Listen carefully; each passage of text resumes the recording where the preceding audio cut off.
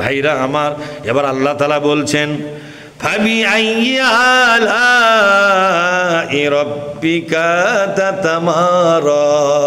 হয়তো বলছেন হুজুর ঈদে শব্দ হবে কেন, ফাবিআইয়ি আলা রাব্বিকুমা তুকাজ্জিবান হবে, তাই হবে না? কিন্তু সে তো রহমানের মধ্যে আছে, কিন্তু এই সূরার মধ্যে অন্য শব্দ দিয়েছে ফাবিআইয়ি আলাই রাব্বিকা তাতামারা। আল্লাহু আকবার। আল্লাহর কোন ক্ষমতা নিয়ে তুমি সন্দেহ করো, ঝগড়া করো? বলেন তো সার্বভৌমত্বের মালিককে? আল্লাহ। আমাদের এই খণ্ডটাই শেষ। সার্বভৌমত্বের মালিককে? আল্লাহ। বলেন তো ক্ষমতার উৎসকে? আল্লাহ। আল্লাহ। আইনের মালিককে? আল্লাহ। এদেশে আইন চলবে কার? আল্লাহ। এই দেশে চলবে আল্লাহর আইন, এই দেশে চলবে কোরআনের আইন, ঠিক না?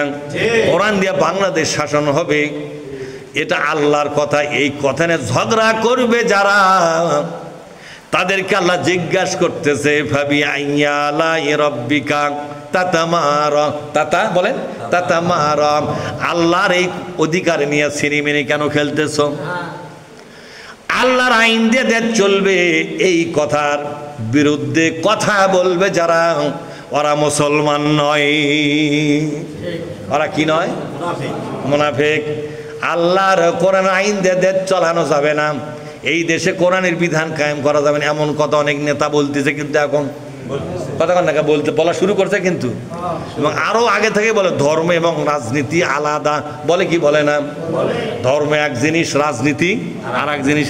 রাজনীতি তৈরি করবে জনগণ, আর ধর্ম তৈরি করবে আল্লাহ এবং নবী।